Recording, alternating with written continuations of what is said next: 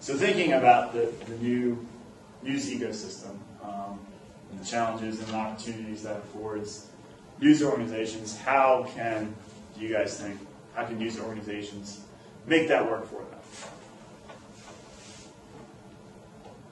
them?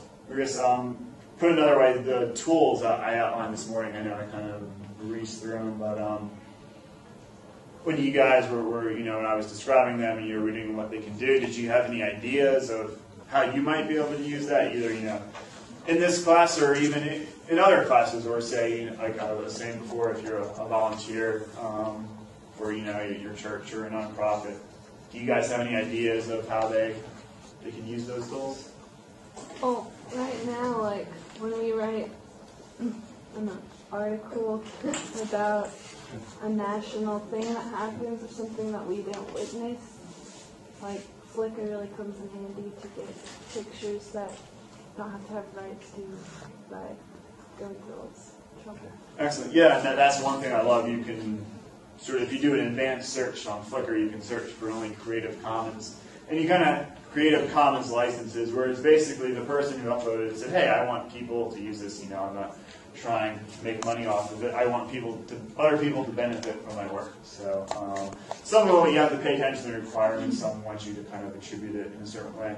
But basically, it's free to use. You don't have to worry about copyright, and that's cool. And that's a great point about national events. Another quote, and actually the guy, he's a blogger, was kind of a journalism observer named Jeff Jarvis. He's actually on an advisory board that this CEO, John Paton, that he started up to help his company. But his quote, if you remember I told you before, is do what you do best and link to the rest. And that's exactly what sort of using Flickr for national events is. Obviously, you guys don't have the resources to, cover something going on in Washington, D.C. or California or what have you. And, even if you tried, you couldn't match, what someone else is doing who's actually there and has more resources. So no one can do everything. Don't break your back trying to do it. Focus your efforts on what you can do really well. So, do what you do best and link to the rest. Any other ideas of how to use some of the tools I outlined? Is anyone going to get a Twitter account? I have one, but I can't remember my password or my email to it. Yes, Twitter is just like, no one has one. It's kind of a hard tool to use. I've gotten on Twitter before just to look at what famous people have to say, the news websites and things like that, but whatever the TV is telling me to get on Twitter for. And that's a good point, because, it is best used to have a conversation and to actually interact with other people. And then if people you don't know who aren't on there, it's harder to use it for that. But you can kind of meet new people. It's been really helpful for me. Like I said, I follow journalists. There's sort of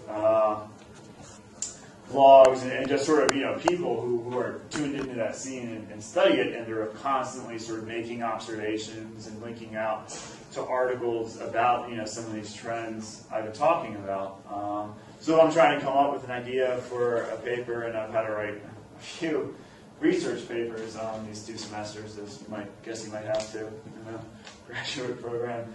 And those have been great starting points for me to find research, rather than starting from scratch and just doing a search into the library catalog or whatever. I've had things, basically come to me. If you just subscribe to these people who are plugged in and kind of doing the work and research for you, all you have to do is log into your Twitter stream and kind of see these things. And I'm going to make sure I'm doing time. Let's see.